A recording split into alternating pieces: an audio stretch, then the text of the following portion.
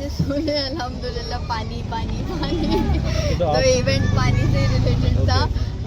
Main boring की खुदाई करके एक स्पॉट हमने अमीनाबाद में पापा के दिमाग से माशाल्लाह ये आइडिया इजाद हुआ।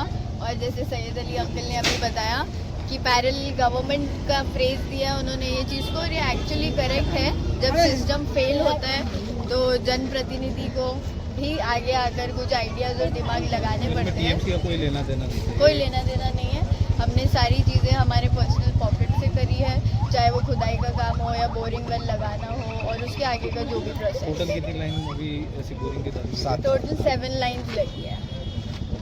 और हम लोग इस वक्त प्रेजेंट है अमीनाबाद के इलाके में, मुमरा में। और अमीनाबाद में 15 सालों से पिछले पानी की बहुत किल्लत थी लोगों को, और कई आंदोलन भी हुए पानी को लेकर टीएमसी के ख़िलाफ़। और उसमें वो आंदोलन को मेरे वालिद साहब मिस्टर यूनुस शेख ने लीड भी किया, और एक बार नहीं, 2 बार नहीं, कई बार हो चुके हैं।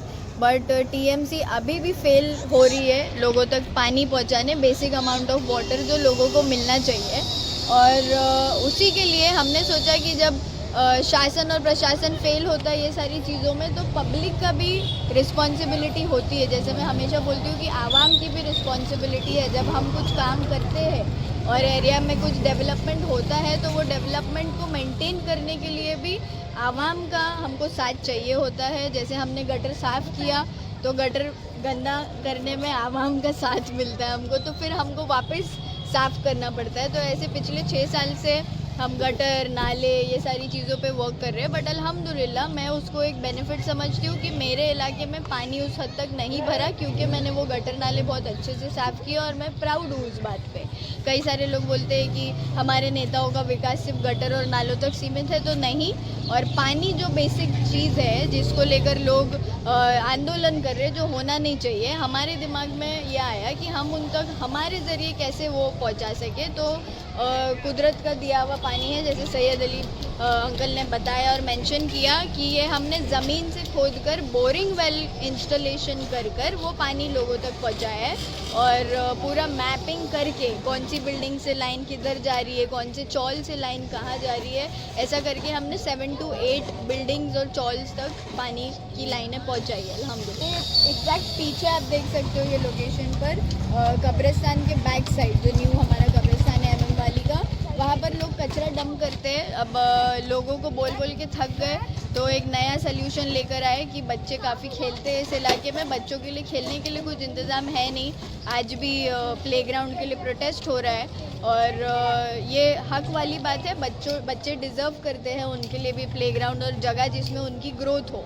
तो कचरा ताकि लोग ना फेंके, तो हमारा एक इनिशिएटिव है कि हम उस जगह से वो कचरा जितना भी डंप हुआ था उसको क्लीन करके हम उस जगह झूले इंस्टॉल करें, ताकि हमारे इलाके के बच्चे अमीनाबाद और ये जितने भी अंडर प्रिविलेज इलाके हैं, जैसे बिल्डिंगों में तो पर्सनल गार्डन्स होते हैं बट ऐसे इलाकों में गार्डन्स नहीं होते, तो इसीलिए हमारी एक पहल है।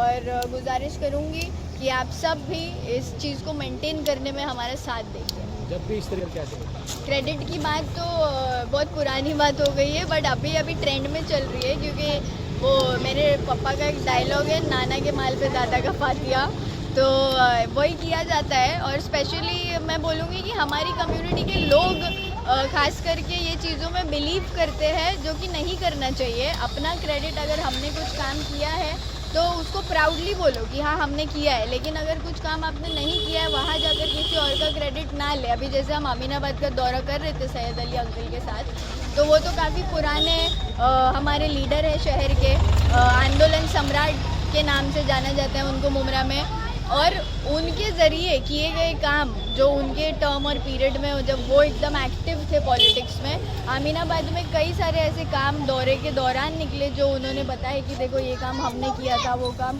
और एरिया के लोगों से पता चला कि उनके काम पर भी किसी और ने क्रेडिट ले लिया। तो इतने बड़े बड़े लीडर्स के काम पर भी लोग क्रेडिट ले लेते हैं।